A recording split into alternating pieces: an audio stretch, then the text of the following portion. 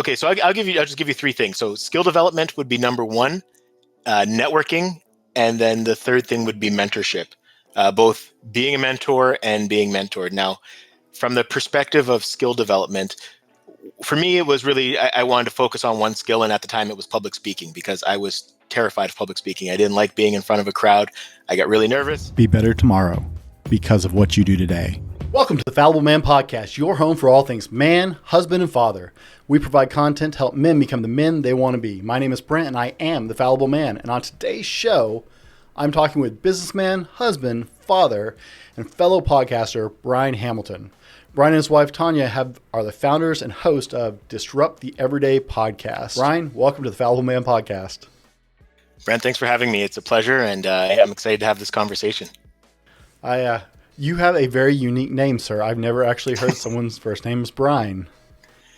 Well, there is a story behind it, as you might imagine. I'm actually a junior, so I'm named after my dad. And on my dad's birth certificate, it was filled out for whatever reason by my great-grandmother, who's Irish. And the story goes that she wrote Brian the way she said it, so it was Brine instead of Brian.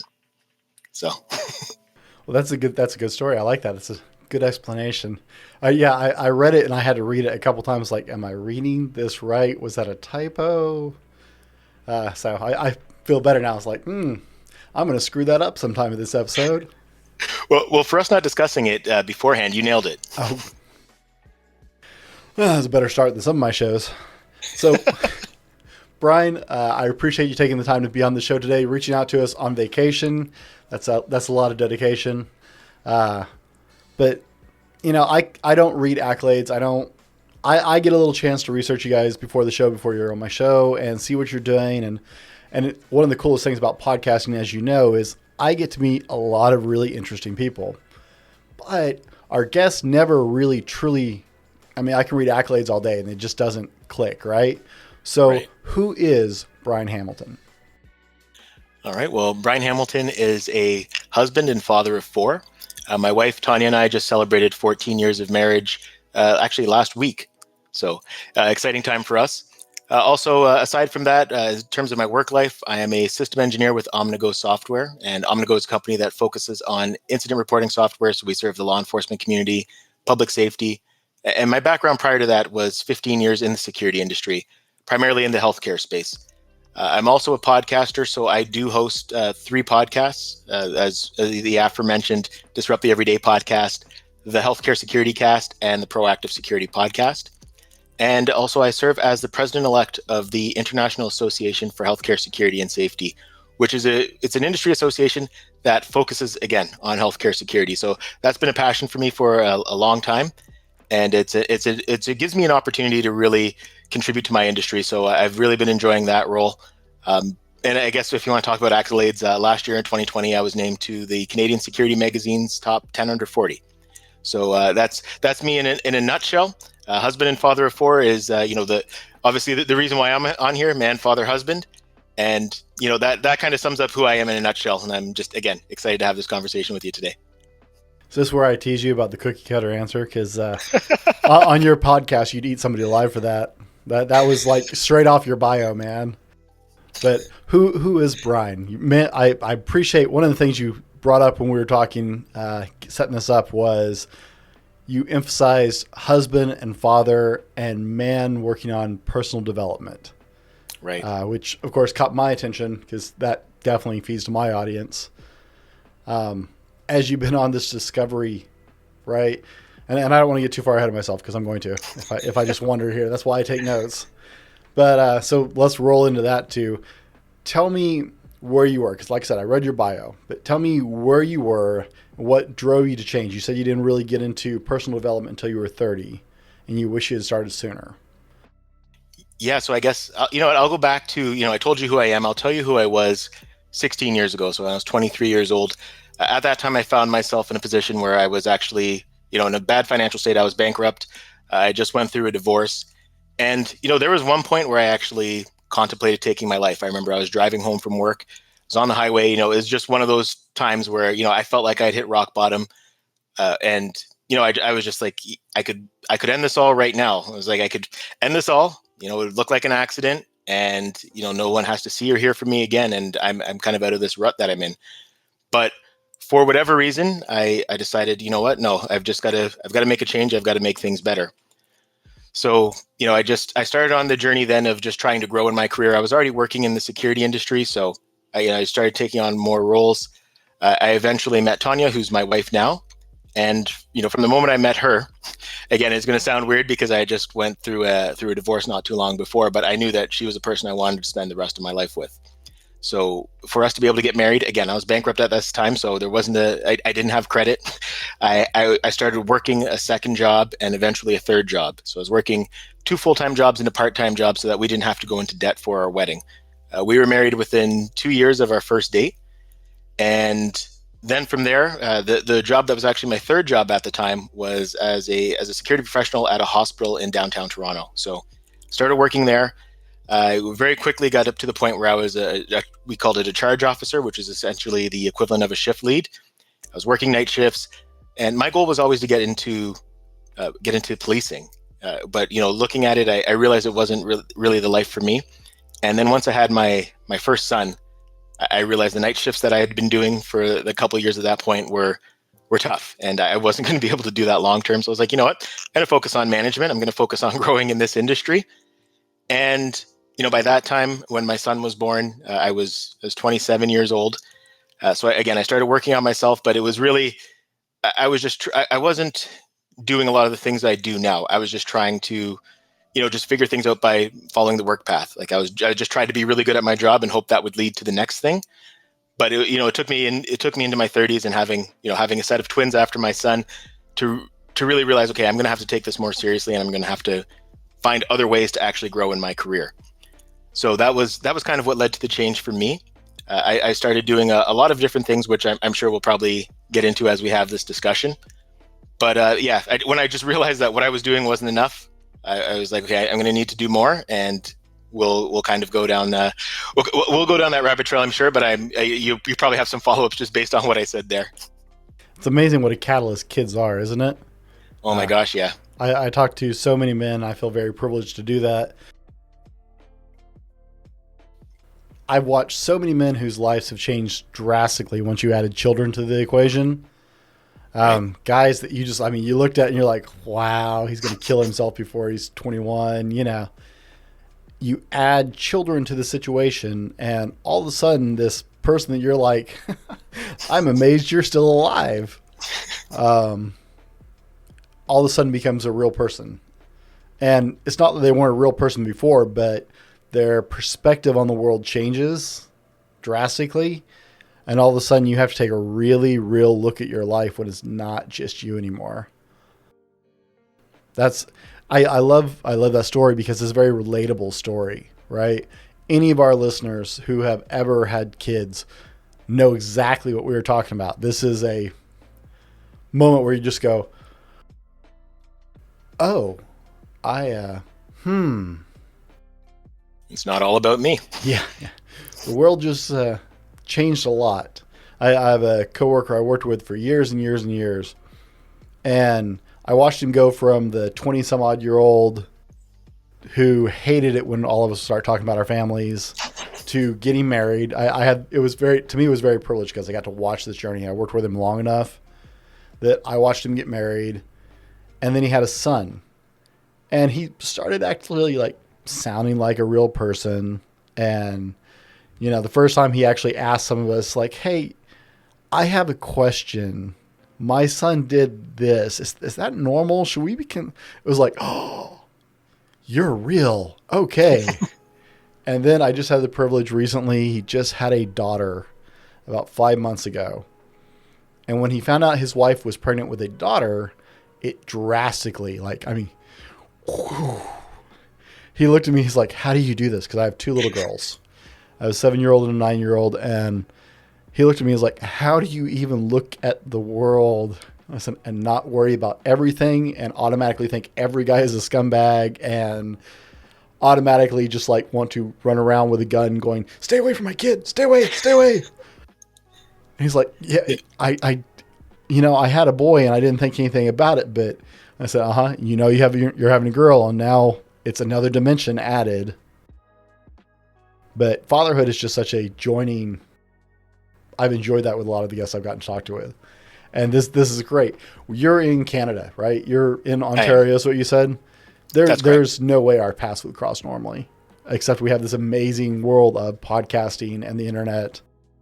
So I got to ask you the most important question of the show here. Okay. What is your favorite ice cream?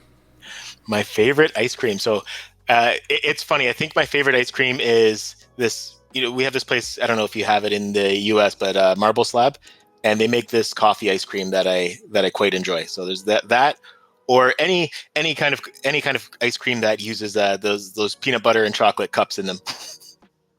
We have something called Cold Stone. Y'all have that up there? And actually, we do have Cold Stone here as well. So same idea, kind of thing. Yeah, very very similar idea. Okay, I think I've actually seen a Marble Slab back before forever ago when they closed the border, is what it seems like now. Yeah, we'd go up to Vancouver, Victoria, and BC every now and then. So that is the important universal question, man, because everybody loves ice cream. I know people who are lactose intolerant who can't eat ice cream who still just like torture themselves with ice cream, and weak spot for some of us. Got a little extra because of it. It doesn't necessarily agree with me either, but yeah, I'd have a hard time turning down a good coffee flavored ice cream. It doesn't agree with me because my waistband gets bigger. So I was reading in your bio, and you said that you would like to help at least one person. If one person not make the same mistakes that you've faced in your life. In hindsight, what are a couple of those that you really want to be able to help men get away from? Yeah, well, number one is just understanding, and there's a lot of them, but number one is just really understanding your finances, because again, I talked about being bankrupt early on in the show. I didn't really understand finances as a young person and got myself into a lot of trouble from that. So, really take the time to understand finances. Right now, I'm making sure to educate my kids on finances, make sure they understand saving, make sure they understand just the priorities around spending money. So if they want to spend money, there's a certain amount that they have to put into their long-term savings. So again, it's just part of that education. As they get older, teaching them to have a credit card, not for the purpose of just spending money, but actually just to build credit. So have that, pay it off, don't actually carry a balance. So things like that, like just important lessons that probably every man should know. But I feel like a lot of us don't really get taught. I know I definitely didn't get taught those lessons. But yeah, in terms of that, personal development, again, just take the time to get better and think about the long game, not the short game. Just think about making those small, gradual improvements every day and letting it compound. Again, even with finances, when you talk about you talk about compound interest and things like that, it works the same way for developing skills. So you don't need to you don't have to have overnight proficiency, but just work on something, build slowly, and by the end of a month, by the end of a year, you'll see that you've developed a great deal in that skill. But I guess as far as the man things, just understand to be content in whatever situation you're in. That was something that I learned from my dad. He really modeled that in his behavior. He never really got too high on the highs or too low on the lows.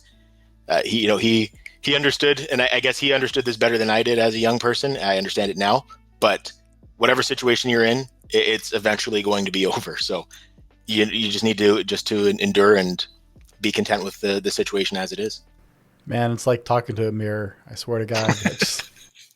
You would think we've had these conversations. 2020 was a huge year for me financially because I had the dawning realization at 40. So I waited another 10 years at 40 on how little I actually understood about finance. I didn't know anything about it. And I don't blame my parents for anything because my dad didn't know anything about money. They weren't ever taught about it. Exactly. Right. And then I started thinking about it. I realized we aren't taught this in school. I went to public school, and I'm generally a fan of public education for the most part. We don't teach this. They didn't teach me anything about money in school. I got a notice from my company 401k, right? And up until that moment, a 401k was something they said in the interview. It didn't mean anything to me, right? But they said they were making some changes and sent me a link to my email. So I thought, hey, I should sign in and see what I got. Clicked on it. And the company that hosts our 401k for my company happens to be the same one that hosts the 401k for my previous company. Okay. Oh, nice. Yeah, that was really convenient.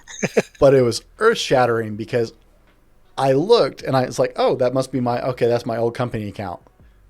and I see it sitting in a money fund. And I didn't know what a money fund was. So I what's that? And they roll this over. I have been at my new company for 6.5 years with that money from my old company sitting in a money fund.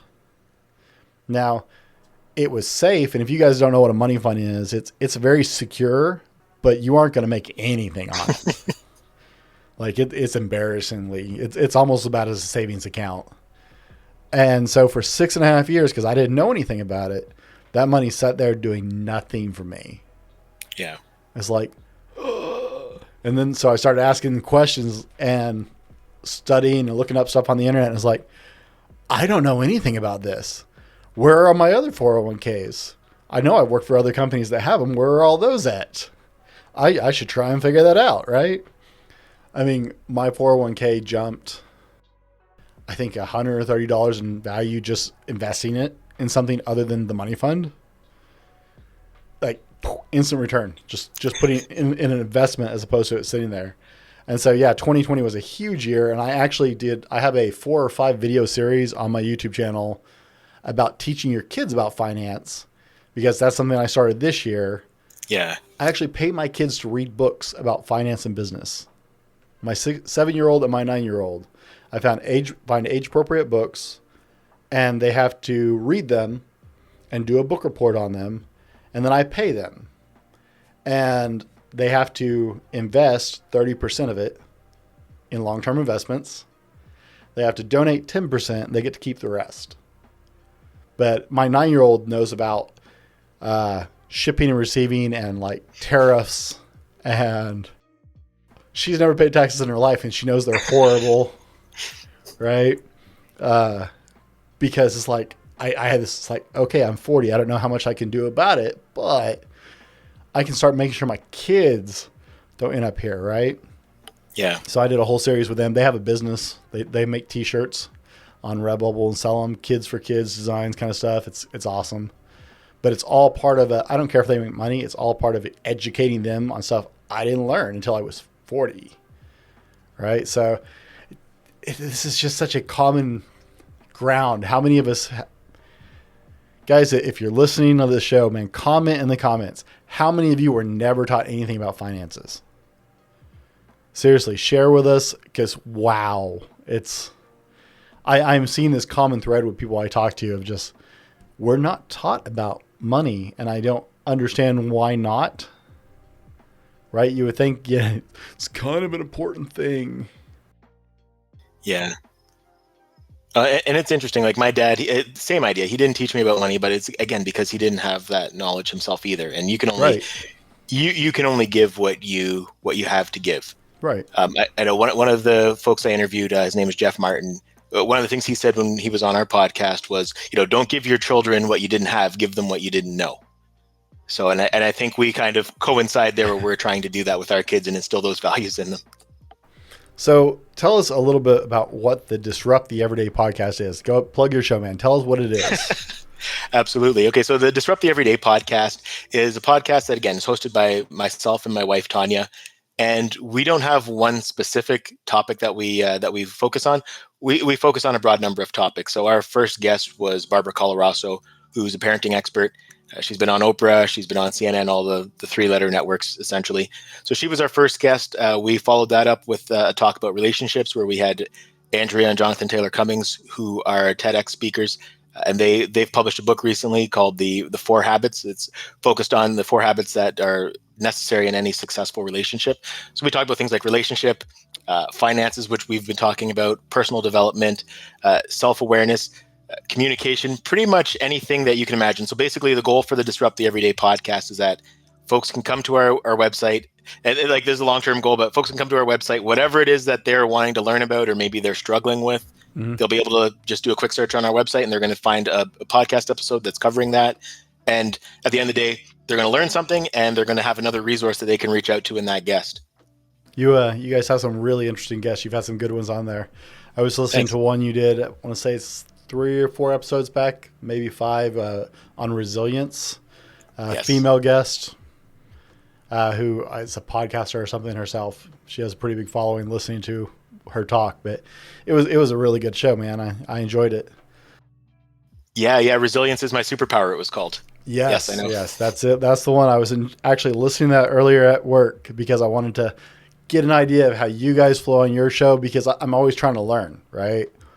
Because I don't know that my podcast is the best podcast or my format is the best format. So when I get to talk to other podcasters, it's like, oh, well, how do you guys do your show? And so I want to listen to that a little bit. And I told you I was really mystified by the whole "who is" on your bio. It's like, we start our shows with the question, "Who is?" Like, what is that? I want to know more about what that question is. Yeah, exactly. And when we ask that question, sometimes it's a really quick, like 30-second answer. Other times it's a 10-minute answer, depending on what the person's comfortable sharing about themselves and, what they really, where they want that conversation to go. A lot of times is going to be really dictated by what they say in that "who is." Well, it's one of those scary questions for a lot of people, right? Most people, I asked you, who is Brine Hamilton? And it's like, you've got some experience because you've done podcasting. I've got some people I've asked that question to, and it's like a deer in the headlights look. Just instantly, they're like, "What have you done?" I had a guest on podcast episode I published this week. I had Aaron Young. If you get a chance to get Aaron Young, dude, you should get him for your show. He's incredible. For sure. Okay. You can hook him up on Podmatch that we both use. Spectacularly interesting individual. But I asked him, it's like, so who is Aaron Young? And he's like, oh, wow. I've been meaning to work on that question because I've been doing a little more promotional media, and I really I need to come up with a good answer to that. But I'm such a bad self-promoter. It's like, and he took like 10 minutes to answer the question because he's trying to fill it out as he goes, because he's a really deep thinker, and it's really obvious when you talk to him. It's like, not ready for that one. That's okay. The ice cream question threw him off even more. So. Yeah, the ice cream one. When I heard you ask that, and I was like, okay, I'll be ready for this one, hopefully. Oh, see, I cut that out of a lot of the podcast episodes. A lot of the public don't hear that. I actually asked all my guests that, but I end up cutting it out of the show for time usually, and so I get a really deer in the headlights look on that one too. It's like, where did that come from? Dude, it's ice cream. It's important. You just have to understand. Yeah, you got to get your priorities Life right. I can only assume you're incredibly busy. You and your wife both, right? And you have multiple kids to deal with. One of the biggest problems for me, I've learned, is just balancing life, right? Because I work a full-time job. I have this, and I also have my lovely wife who's engineering the podcast, and my 2 children, and they're the world to me. And so I actually have to schedule in time. So I don't know if you notice on my calendar, Wednesday nights are blocked out. There's nothing. I come home from my 9-to-5 job, and from the time I get home till the time I go to bed, that's the girls' time, period. So we watched, I think, a couple TV shows, and my wife was out shopping last night, and we ate ice cream sundaes and chocolate syrup and whipped cream and, crumbled some Oreos over the top of it, kind of thing, because it's just memories. My dad was a big ice cream person. Like, we'd go out. His weight at the end of his life proved that, but I'm trying to do better than that. Every time, like, we go out on the weekend and go driving, and I could guarantee we're going to stop at a gas station, he was going to buy me an ice cream, right? That's the whole reason I went driving with him, because I knew I was getting ice cream as I went. Yeah, with me it was donuts. My dad loved fishing, and I absolutely despised fishing. But it was like the one thing that my dad really loved, so tried to be a good son, tried to go out there with him and do those fishing trips. But I knew he was going to buy donuts. So, I'd get to drive the boat. When we had a boat that we could drive, I got to drive the boat, and, I'd fish for, maybe an hour, and I was done. He could fish for an entire weekend. Actually, there was one time where we went, we left after I got home from school. We left on a Friday. Mm-hmm. And I'm thinking, okay, we're going to be gone for the night. No big deal. He brought me back home Sunday in time to get ready for bed for school. Obviously, he made sure I ate and stuff in between, but we were like 2 hours from home, just fishing the entire time. And again, like I said, I had a tolerance of about an hour. So the last 2 days and maybe 6 hours of that was pretty rough for me. Ugh. I'm not a fisherman myself, but my oldest daughter, my brother got her into fishing. And so we go fishing almost like every week from spring through summer into the fall. We go fishing every week in the morning. Me and her get up like 4:30 in the morning.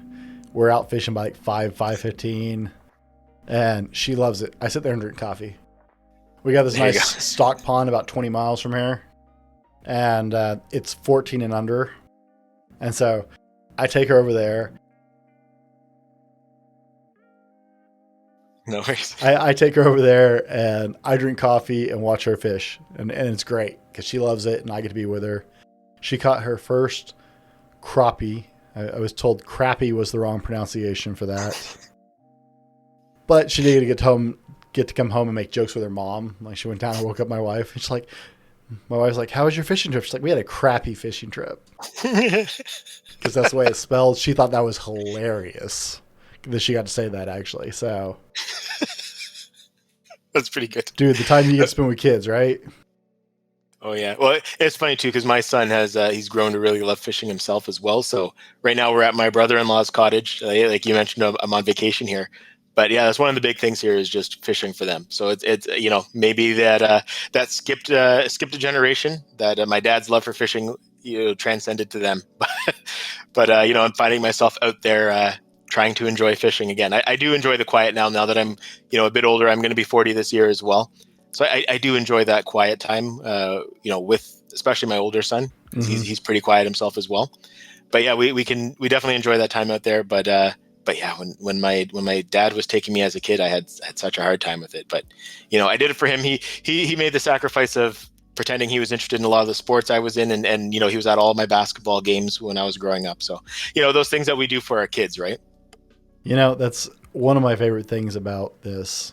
And what I'm trying to do with the Fallible Man is dads are universal. It doesn't matter where you live, what your background is, what part of the world you're from, your heritage, nothing. Dads are a universal thing. Being a man is a universal thing. Husbands, we have so much in common with people, with like half of the population of the globe, right? We share so much in common with them.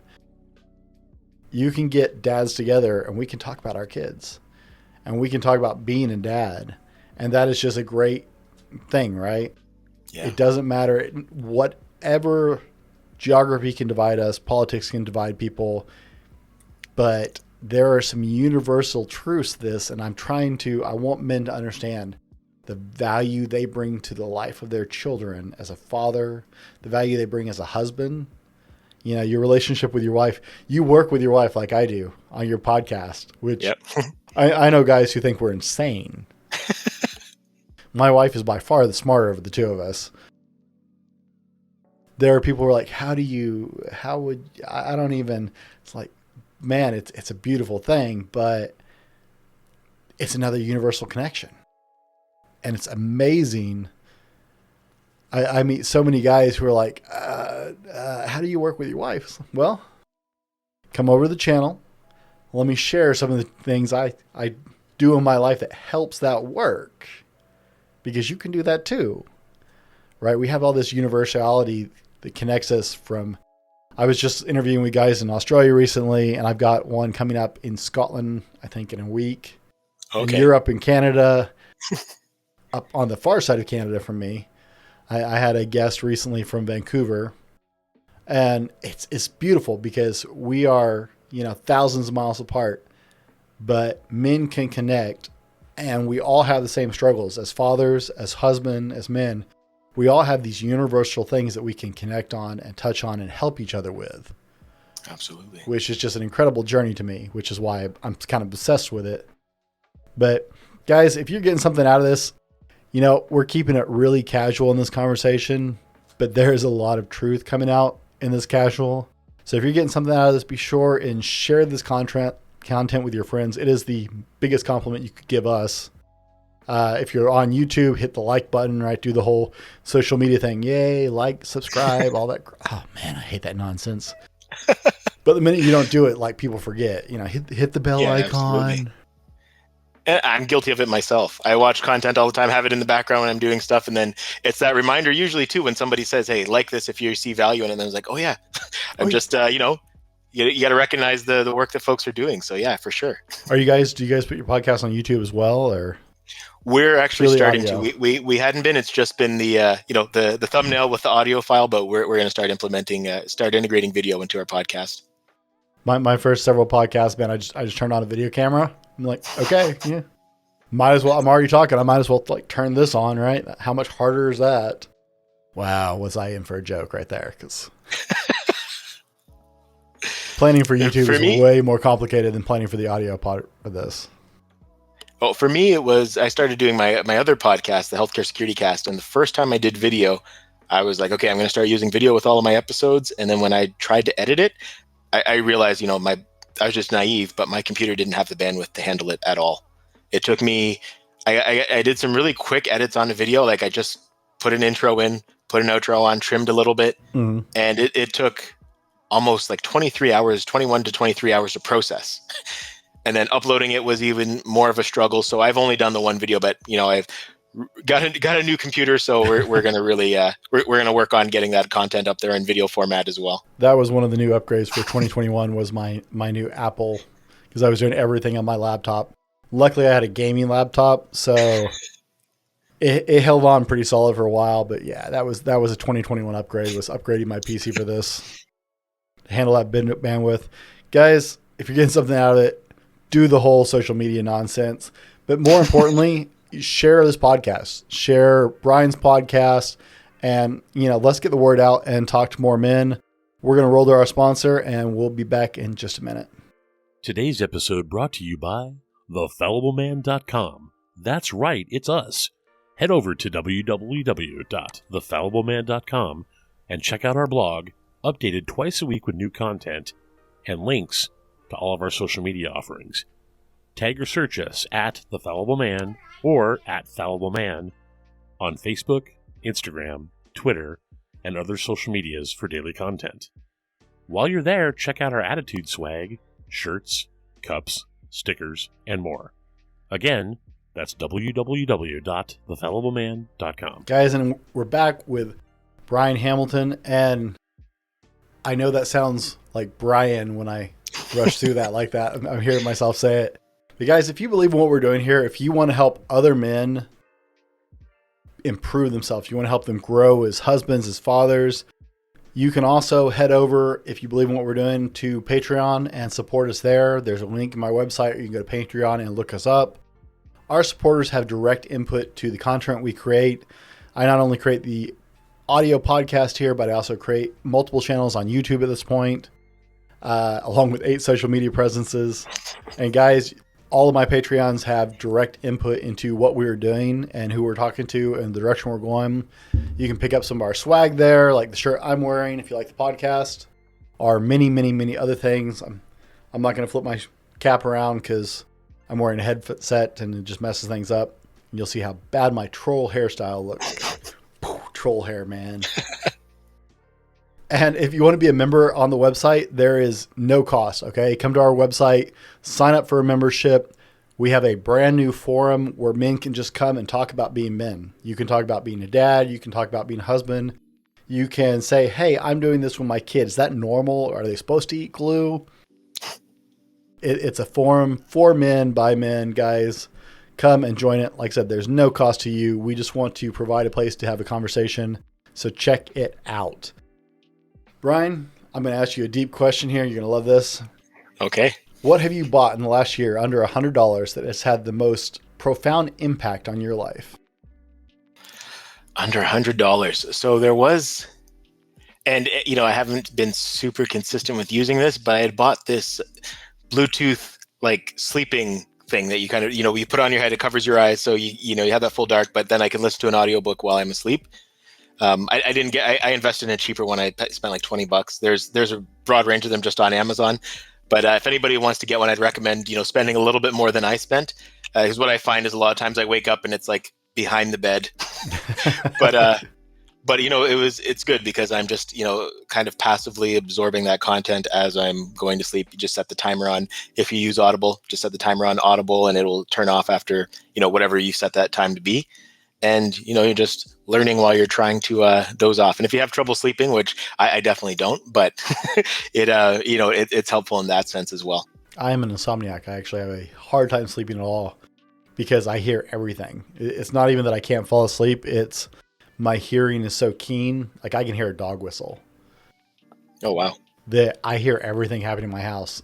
The summer's the best time because we crank on like the air conditioner in the room and the, like 2 or 3 fans, and it helps drown out the rest of the world a little bit. I used to have to sleep with the headphone, earplugs in for me to hardly be able to sleep at all.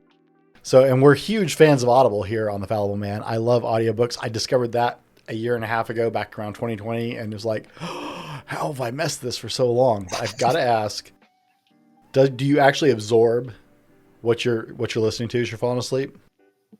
Yeah, it really depends because it takes me a little bit to fall asleep. So especially what I listen to before I sleep, it's like the last thing in my mind. Mm-hmm. But yeah, I've used Audible.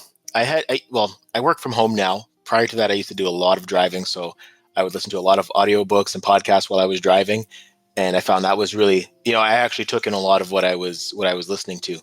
Actually, one of the colleges I teach at, I had a 3-hour commute there from my house, so there and back, a lot of times I get through an entire book if I wanted to, and I actually enjoyed that quiet time. So sometimes I would just drive in silence, especially on the way back after a long day, because I typically taught evening courses, so I get up early, work my work day. My old job involved a lot of site visits, so I'd go to a lot of different places, interact with a lot of people, mm-hmm. and then I'd go teach.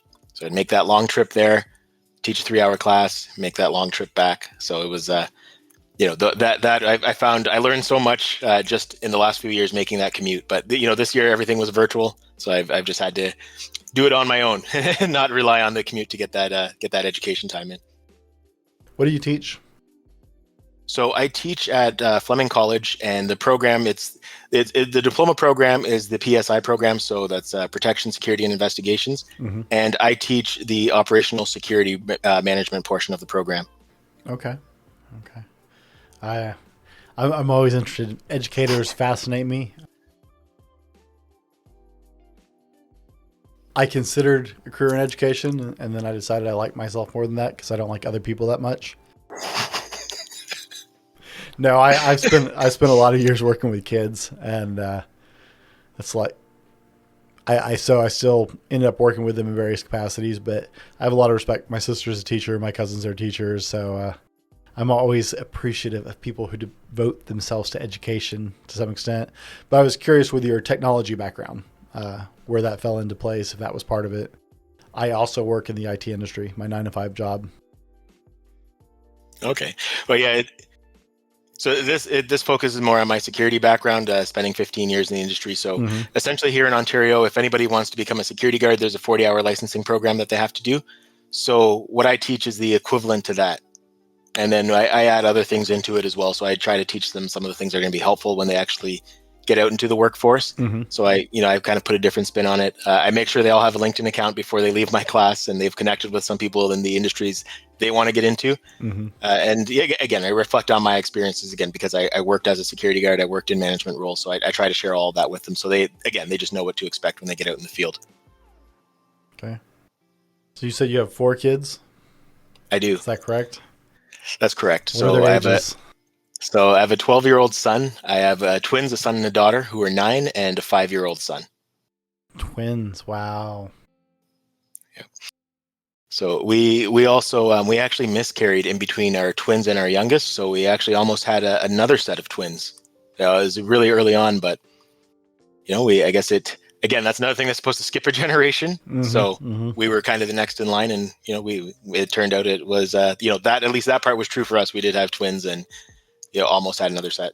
My wife and I were a little concerned about that because we were both due on our families, hers and mine. We were both doing that generational skit. Yeah. It's like, no, let's not do that. Oh, now she's saying she wanted kids. She wanted twins. Well, you know what? You take whatever you're blessed with. I'm we always knew that that twins were a possibility. It's funny actually, when my wife went for the ultrasound, she had told the tech, she's like, I feel like I'm having twins. I just get a feeling these are twins. And she's like, oh, sweetie, everybody who comes in here thinks they're having twins. We'll check for you. And then she was super surprised when she's like, oh, you are having twins. Like, no one's ever said they felt like they were having twins and they were actually having twins. But yeah, she's always had a really good sense. It's interesting. She's like, I feel like, early on, she's like, I feel like I'm fertile right now. Is something that she said to me when we decided, like, yeah, we want to grow our family. Mm-hmm. And yeah, like, she was pregnant soon after, so she's always had a good sense. And even with the twins, like, yeah, she thought it was twins right away. Wow, it's a little scary intuition. Yeah, well, it's just interesting too. Like, I know we're focusing on men here, but the one thing that I observed, especially with our first son, like, the first kid, so we did everything that you're kind of told you should do, or things that you think are going to be beneficial, like playing the classical music for them when they're in the belly, all that stuff. And we spoke to our son. His name's Josiah. We would speak to him a lot when he was in there. And the thing I remember, because when he was born, he was a little bit overdue. He was like 9 days late. My wife had to be induced. He ended up being 9 pounds, 1.5 ounces, and he. Right from day one, like, he was moving his neck. Like, right the minute he was born, he was actually moving his neck. I remember my father-in-law holding him, and he was like, "Oh, he's got a strong neck." Like, you could tell he's not really one for holding babies, so it kind of freaked him out that his grandson's head was moving on day one. But I just remember when they handed him to my wife, and she said, "Hi, Josiah," and just like the way that he actually like raised his head to look at her, and then he just rested his head on her. I always remember that moment, because it's like he recognized the voice when she said hello. Again, because he could lift his neck and he could like roll over on day one, which was for me, it kind of threw me off. It actually scared me when he was in the the little crib thing that they put them in, that he was able to roll over on his own. It worried me, but yeah, he was able to do that from day one. My oldest was 3.5, almost 4 weeks early. An hour after she was born, she was laying on my wife's chest. I sat down on this couch that was in the room. And I started talking to my wife. It's like, how you doing, baby? And my daughter picked up her head, turned completely the other direction from the way she had been facing, adjusted and focused in on where my voice was coming from, and laid her head back down. And we both went, that's not supposed to happen. Wait. Nurse, hey, wait. Like, oh, that actually happens. I know everybody thinks it doesn't, but it's like, that was a little too precise.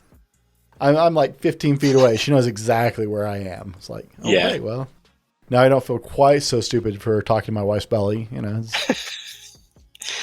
it definitely validates everything that you were doing up till that point. Right. It was one of those things as a dad, you see people do that. You see that in sitcoms, right? You see that in movies, and then, but like when your wife is pregnant, you're like, am I supposed to talk to her belly? Am I actually supposed to? I feel kind of stupid here.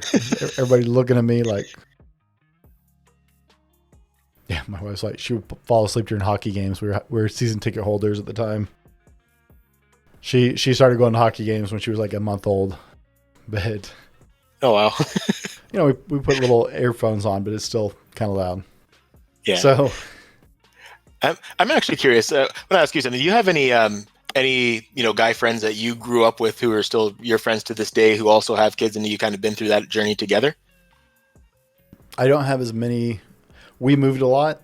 Okay. So my father was a minister up until he passed away. Okay. Sarah, go to full screen for me, and we'll keep talking here. Yeah, for sure. My father was a minister up until the day he passed away. Okay. Well, I should say the last year and a half of his life, 2 years of his life, he was disabled. 5 years ago, his aorta split like 5 inches straight above his heart, just whoosh, in the middle of the night. He should not have lived through it. My dad didn't work at like standard large churches or anything. My dad worked in mission supported roles as a domestic missionary. Okay. And so we moved a great deal. We were never, in fact, until I lived here with my wife, we were never anywhere longer than 2.5 to 3 years of my life. I've literally lived from coast to coast and north to south. And so you actually kind of develop almost a resistance to building relationships. Yeah, I could appreciate that for sure. Because every time you settle in, you turn around and move again. And there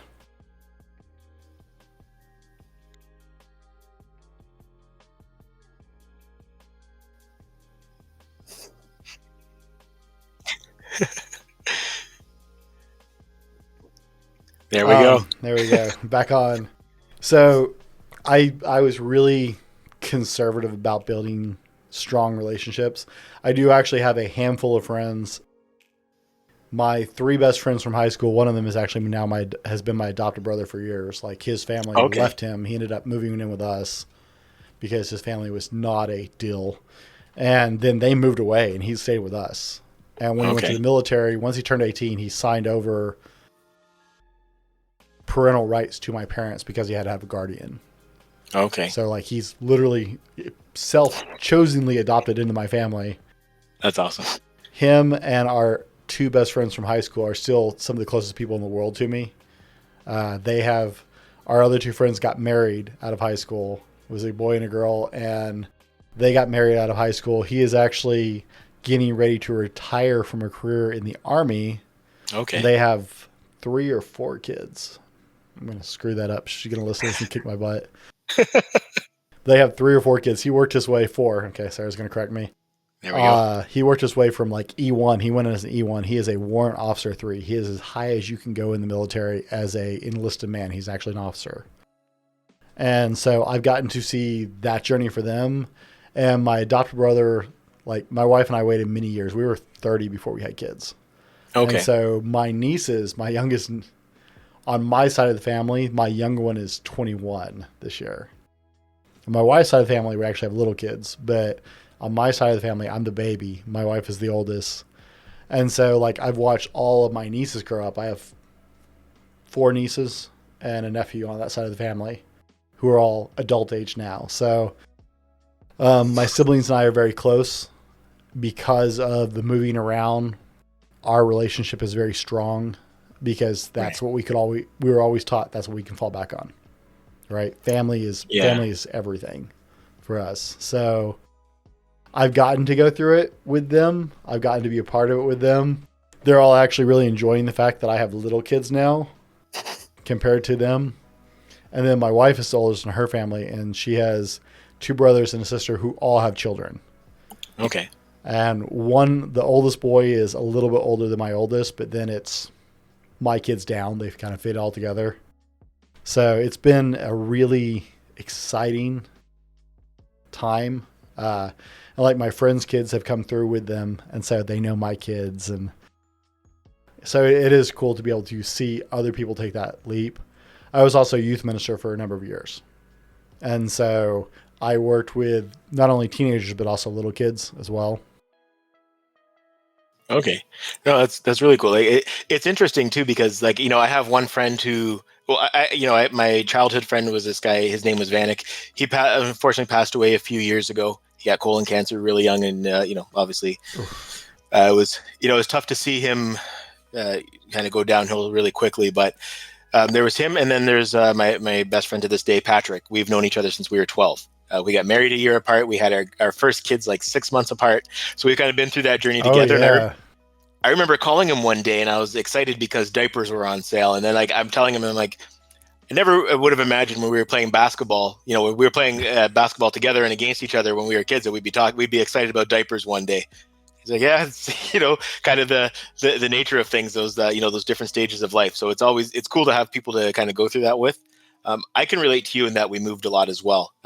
Not because my dad was a minister by any means, but, we just, for whatever reason, we moved a lot just because of our circumstances. Mm-hmm. But, I had a little bit of apprehension about making friends with people as well. So Vanek, he lived about an hour away from me, but he was like my first real friend. So my dad, he went out of his way to, on the weekends, bring him over, and he would spend the weekends at our house. And then he would drive him back on Sunday. But so we maintained that relationship for a very long time. They paid for long distance because, we have all these phone plans now where you can just make a long distance call on your cell phone. But back then we had all these different codes that we had to use. So we maintained that friendship, like up into adulthood. My wife and I's relationship was built from opposite sides of the country. Oh, okay. 3 years of long distance phone calls and her writing letters and me occasionally writing a letter, but mainly long distance bills because, I'm 41. So yeah, I paid a lot of calling cards, a lot of long distance pages. So question of the show, guys. If you could be doing something with your life other than what you are doing right now, what would it be? Comment down in the comments. Tell us if you could be doing something else with your life. If you had your choice other than what you are doing right now. And I'm not talking like, oh, I'd be a millionaire. No. If you could be doing something else, right? Making a living, carrying your life forward, doing something else, what would it be? Comment down below. Share your dreams and hopes, guys, because I've got some news for you. You can do it.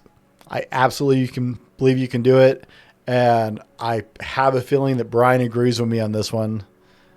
So comment down below. I answer all the comments on the videos. And you know what? You can comment on the podcast as well.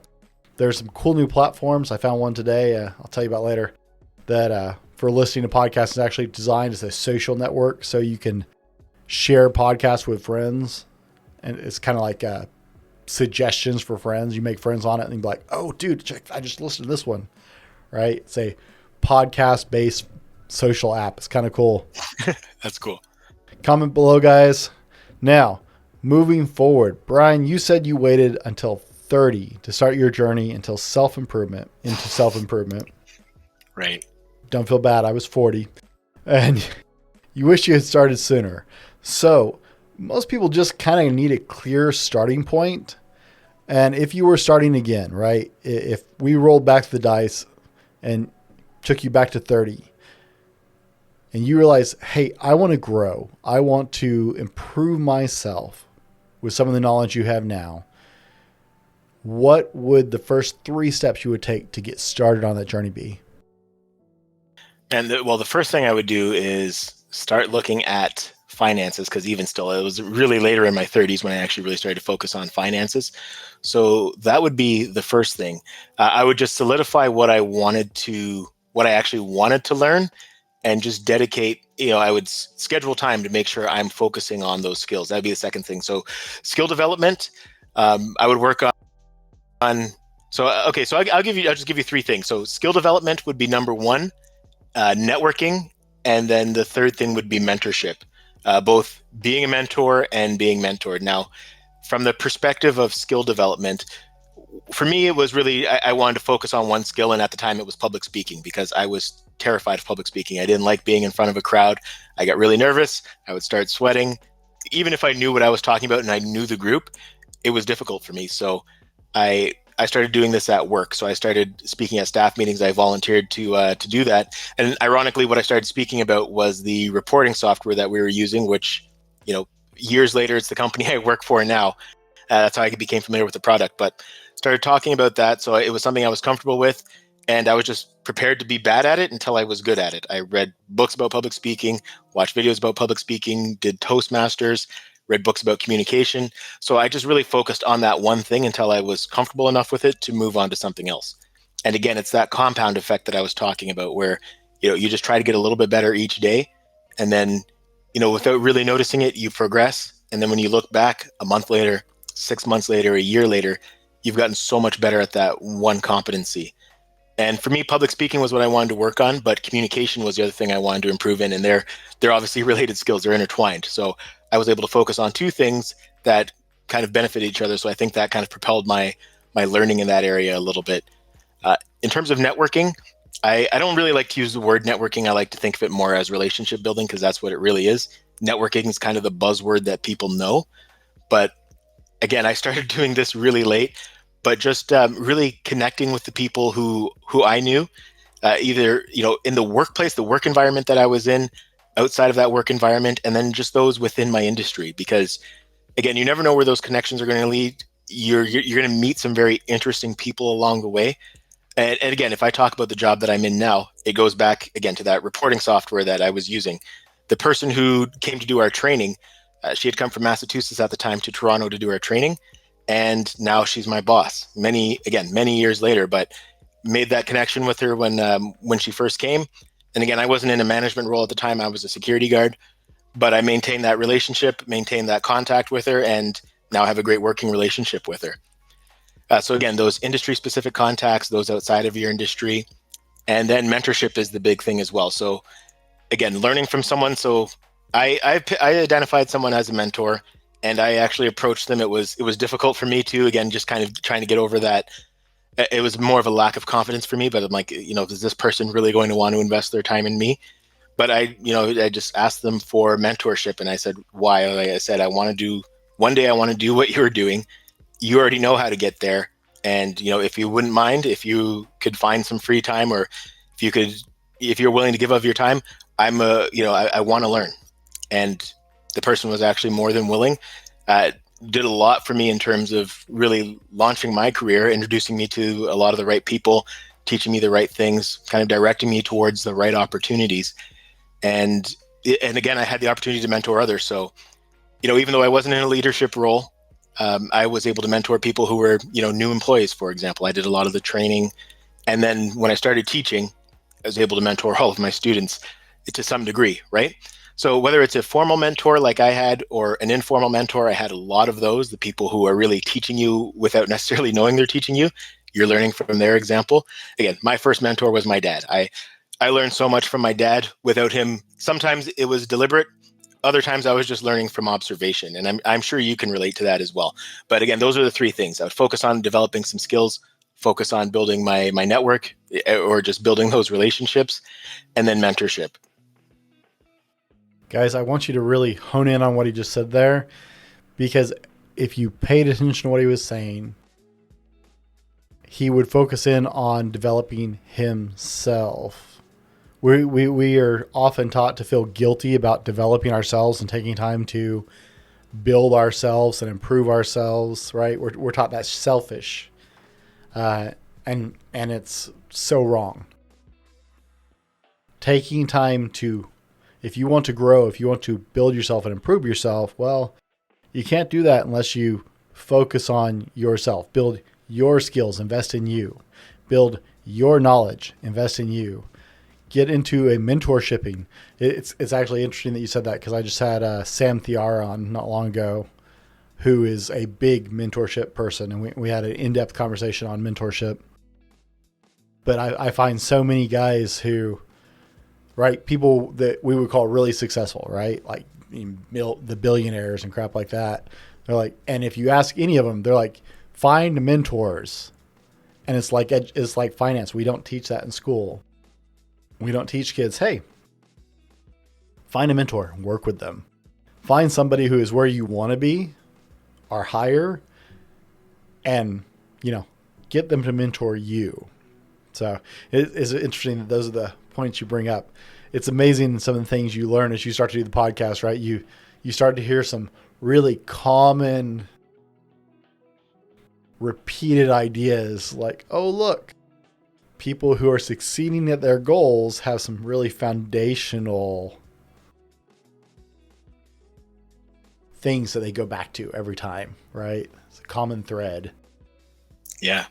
So go ahead. No, ahead. I was just going to say, there's definitely some universal truth, and the truth doesn't change, right? No matter who it's coming from. You can hear the same message from a number of different people, but again, there's a reason why these things work. Oh, don't you know? It's my truth is my truth, your truth is your truth, right? And it's funny. I want to hone in on one thing that you said too, because you talk about a lot of push, and especially, again, I think because your dad was a minister too, there's a lot of focus on others that we kind of come up with. And my background, I'm Christian as well myself. And again, you focus a lot on others and not as much on yourself. And you're not really in a position to help others until you actually truly do some things for yourself. When you're on a flight, I haven't been on one for a long time given this pandemic, but when you're on a flight, one of the things that they tell you when they're going over the emergency drills is, if you need to use the oxygen bags, put the oxygen on yourself before you put it on another person, right? It's that same idea. You can't help anybody if you pass out. help yourself first, and then you're capable of helping others. And that's one of the things I've seen with mentorship programs. If you take care of you, you are then in a position where you can take care of other people as well. So, hey, are you a journal guy? I got to ask. You know what? I'm not. I've tried a couple of times. I can't really say I've tried. I haven't given it a great effort. I've had the book on my nightstand. I'm like, I'm going to start journaling. I started bullet journaling for like one day. But you know what? I see a lot of value in it. It's something that I feel like I should start doing, but I just haven't. Like I said, it's like talking to a mirror, man. It's one of those common threads I hear, right? It's like, oh yeah, I journal almost every day, and I keep hearing that, and I keep looking at it going, yeah, I tried that a couple times. I still have the really mostly empty books. That made it like a week that time. That time I made it like 2 weeks, and then I intermittently over the next 3 months. Yeah. And it's one of those things too, because I just got finished saying, like, for me, a lot of it is like, I don't know what to write, but I just finished saying too, like, I was comfortable being bad at something until I wasn't bad at it. And I guess I should apply again. Sometimes it's easier to give the advice than it is to actually adhere to it. But I think I may, you kind of struck a chord for me. I may have to apply that to journaling. I just laugh because I see a lot of people, like I said, they just, oh yeah, journaling is such you have to see the value in something personally before you can really make it stick for you, right? And I'm not at a point where I look at the value. I understand in theory there's some pluses to it, right? But it's the difference between that whole theoretical knowledge and actually getting my brain to go, oh no, this is a good idea, right? But I got to ask, right? Because you've had a pretty good run reading your job and how you're doing with that, and that you get to teach and stuff like that. Do you feel like you've been successful in growing yourself so far? Like, I don't think you're done, but do you feel like I'm definitely not path? Done, but yeah, I think I've put myself in some of the right positions. I definitely, again, I kick myself sometimes when I think about what I could have accomplished if I had started earlier. But there's the old adage: the best time to plant a tree is 20 years ago, Mm-hmm. and the second best time is today. So, just start with where you are. But no, for me, I definitely feel like I've grown a lot. Again, especially doing podcasts, being someone who was scared of speaking in front of people, to now doing podcasts, doing live events, speaking at conferences, things of that nature. That's been that was my biggest stumbling block. And I knew if I wanted to get into management roles, or even the job I'm doing today, it's the bulk of it. The most important part of it is doing presentations. Mm-hmm. So if I didn't work on that, and again, this wasn't ever a role that I thought I would be in. It wasn't something that I pictured for myself. But again, if I hadn't been working on those skills, I probably would have had a lot steeper learning curve getting into this role, or it probably wouldn't have even been a possibility, to be honest. Trust me, this was not on the radar a year and a half ago, man. I am like right at my 1 year start time for my podcast. I started recording. I officially released them September 1st, my first 10 podcasts. Okay. But I recorded 10, so that way, like, I could hit the new and noteworthy and all that stuff, right, that you research and learn you should do. So I recorded like 5 or 10, right? I recorded 5 and released 5, and then released the next 5 on top of that were pre-recorded. So that way I could establish, not only do I have a collection, but I'm regular, right? Yeah. Buy myself a catalog to build some time. I started that, like, I released those officially. That started September 1st, but it was this second half of August where I'm in my office with a microphone recording and doing all the work, doing all the editing and stuff like that. And man, it seriously, a year ago, like a year and a half ago, you told me I'd be doing this, I would have laughed at you so hard. Well, and masculinity has just been under attack for the last several years, right? Yeah. I'm not wearing it. I will actually pull it off. There we go. Yes. You know what? And it's funny because I was just thinking this myself while you were talking, is like, we hear this terminology of toxic masculinity being thrown around. And I don't think there's anything toxic about being masculine, about masculinity. Like, I guess here, let's kind of take it back. How would you define masculinity? I think masculinity, I mean, if we really want to boil it down, masculinity is a mix of, as a biological construct, is a mix of chemicals, right? by the biological cocktail in your body, you are masculine. I had a doctor on the other day, and I mean, men have 400 times the amount of I think it's like 400 times the amount of testosterone that women do, right? But it's not just testosterone, right? There's other chemicals in the mix. There's a difference between being male and being a man, but if you want to get to a biological constraint, it's a biological cocktail that's born into the male of our species, right? If you want to get into a more social construct, masculinity is men who stand up for the others, who take care of their responsibilities, who nurture the next generation, who are strong and confident in who they are, enough to have conversations with people, enough to let other people be other people, right? I don't have to be right all the time. I don't have to agree with everybody I talk to. Yeah. I don't have to tell you how you have to do something just because I'm physically larger or stronger. Masculine men, to me, don't need to exercise their physical prowess to prove they're masculine.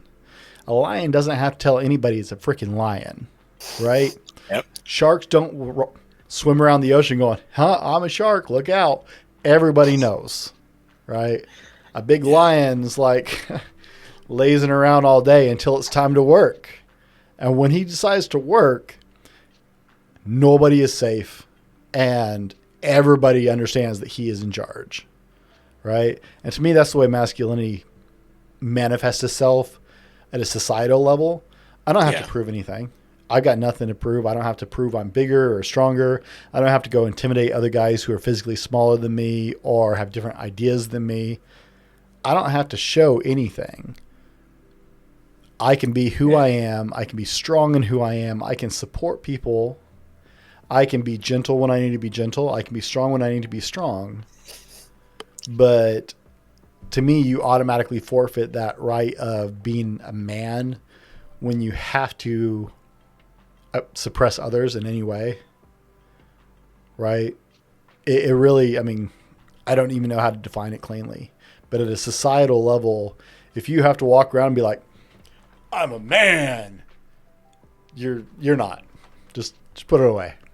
I think, there's a little bit of confidence that's in there, leadership, assertiveness, a lot of the things that you mentioned, but I guess what I want to get at is like, how could any of that possibly be toxic? I think right. If you're talking about what people call toxic masculinity, you're not talking about masculinity at that point. It's just toxic behaviors, whether it's someone who's super aggressive or, like the example that you gave, someone who has to be demeaning to other people to make other people feel like less to bring themselves up. There's nothing masculine about that. Right. And I don't, there has to be a distinction between the two. So I love that hat. I actually saw that when I was on your, when I was on your website, and I was like, I gotta get one of those because, we're kind of thinking right on the same wavelength there. We're definitely on the same page in terms of masculinity and people look at the whole boys being boys thing, right?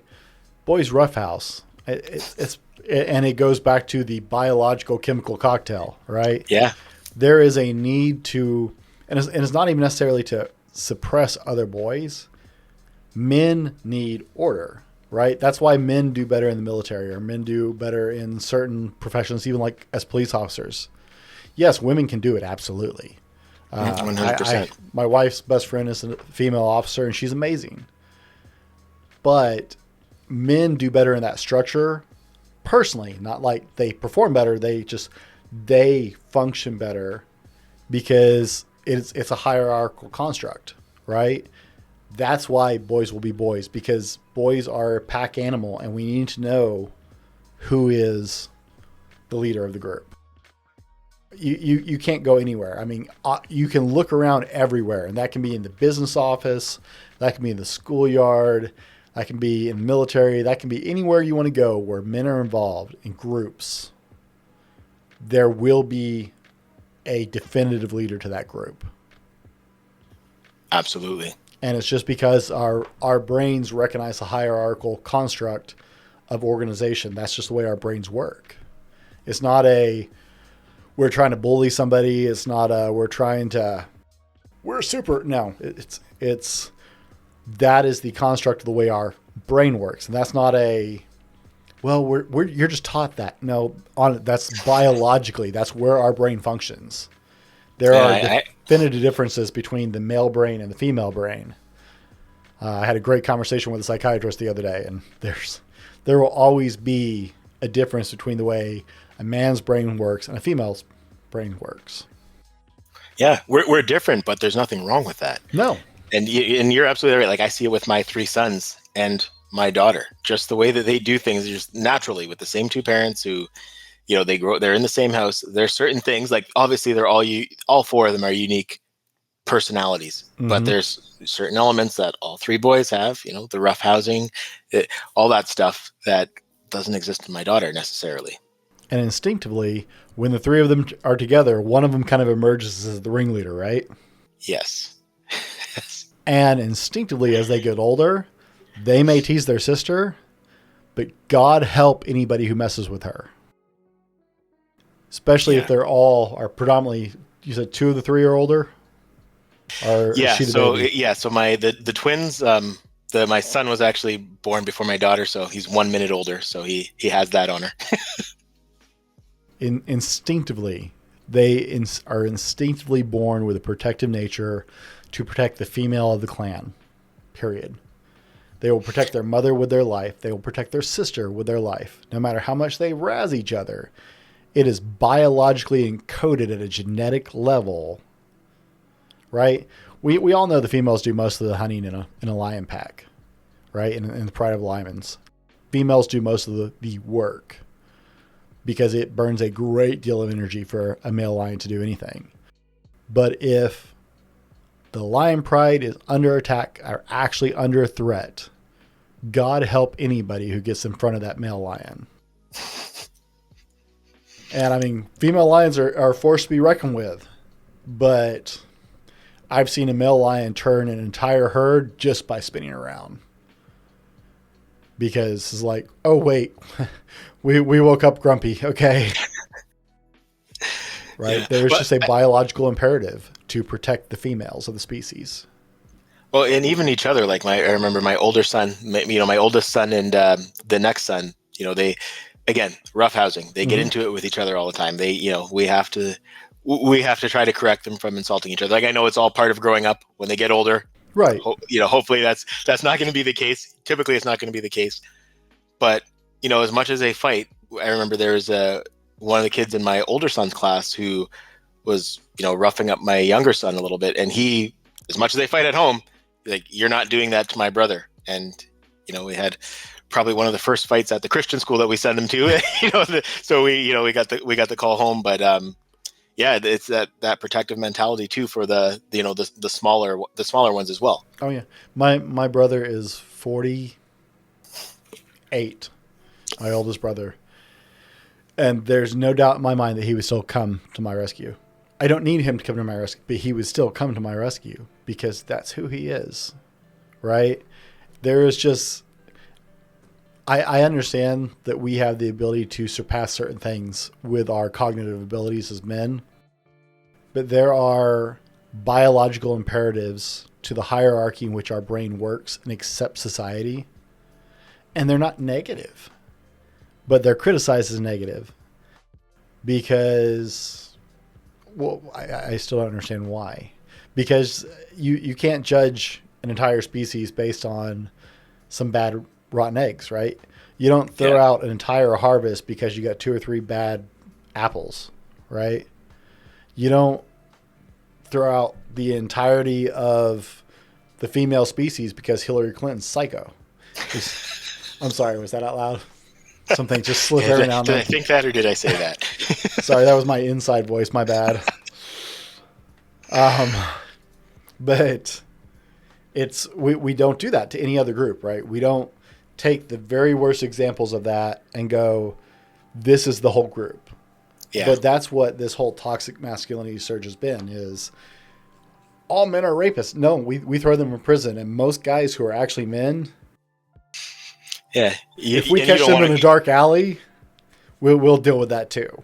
Yeah, well, even there's a code of conduct within that construct. You don't want to go in there with that rap. Right? Exactly, right? There is a order to the predators. And men who hurt women and children are the bottom of that. Yeah, they're and right at the don't bottom do of that well, hierarchy. right? Yeah, I have a friend who was a prison minister, and only chaplain in Washington who could walk death row. And yeah, he's like, they put them in protective custody in special units because if they hit Jim Pop, it's done. Oh yeah. So I mean, even among the criminal world, there is still a biological imperative to protect the weak. You can stick somebody up, you can rob somebody, you can murder somebody. You hurt a weaker sex, you hurt a woman, you hurt a child, you're done. Right? But somehow we made all men those. We're judging an entire species. Sorry, I can go on for a long time. I'll stop. Yeah, I feel like I struck a chord there. Yeah, I apologize. I can get going pretty long on that one. But I mean, it's the foundation of what I'm doing. So that's why I'm here. No, and like I said, it's the important conversations to be had, and it's necessary. A lot of us, didn't have the example that you or myself had, and a father who, definitely wasn't perfect, but did teach us a lot of what we needed to know to function in society and be able to be a good father, be a good husband. So having this platform to do that is a great thing. Well, I'm a very ones and zeros kind of person, right? This is why IT works for me. I can't count how many times I've talked with the owner of a piece of equipment and been like, "There's nothing wrong with it. You screwed it up, really." The amount of effort it takes to make this mistake, the machine is not possible. You did this, right? That's why I like it. But I'm a logic person, right? Yeah. I would not judge any species, race, group, anything by a handful of people. And so the fact that there's been this turn, really, I mean, it's been a gradual thing over 50 or 60 years, 70 years now. But in the last 5 years, it has become dogmatic. And it's all on, here's this handful of really bad people, so you're all bad. And I'm worried about the next generation. I'm worried about little boys growing up being told that everything they naturally feel, they're naturally inclined to do, is evil and wrong. Yeah. We haven't even begun to test the ramifications of that yet. Growing up your whole life believing everything that is instinctive to you is wrong and bad and makes you a bad person. I'm terrified about what that's going to do. But we'll get back on track because I can soapbox this forever. Me too. So what is next for you? You know what? It's funny. I could kind of say that there's a couple of things that are on the go. I guess the one thing is my wife and I right now we're trying to purchase our first investment real estate property. So that's something that hopefully will be happening really soon. Again, just kind of expanding our horizons. We're doing a lot with the podcasts. Again, we just started as a platform to help people, giving us learning, giving us the opportunity, much like you and Sarah are doing, to do something together. Mm-hmm. And just really seeing where that goes. So we don't necessarily have a plan. Like you said, we don't know where it's going to end up, but we're just working it, and we'll see where it takes us. So yeah, just I guess for me, just stay tuned, watch for the content, and hopefully what I'm sharing, what Tanya and I are sharing is going to be helpful, and hopefully this discussion has been helpful for people as well. Sarah, you want to put his site across the screen? Guys, if you're on the audio podcast, there will be a link in the description so that you can find Brine and Tanya and what they're doing. If you're on the YouTube podcast, it's on the screen right now, but it will also be in the show description. It will be in the show notes on the audio. Guys, go check out Disrupt the Everyday podcast. Go check out and see what they're doing. They are having some really interesting conversations. I enjoyed it a lot earlier today. Like I said, I was listening to it at work. And they have a variety of guests, but they all have such a unique perspective and thoughts to bring. It's incredible, the information they're sharing. Thank you for putting up with us ranting and having a good time today. Brine, thank you for coming on the podcast. And thank you for having me. Guys, be better tomorrow because of what you do today, and we'll see you next time. This has been the Fallible Man Podcast, your home for everything man, husband, and father.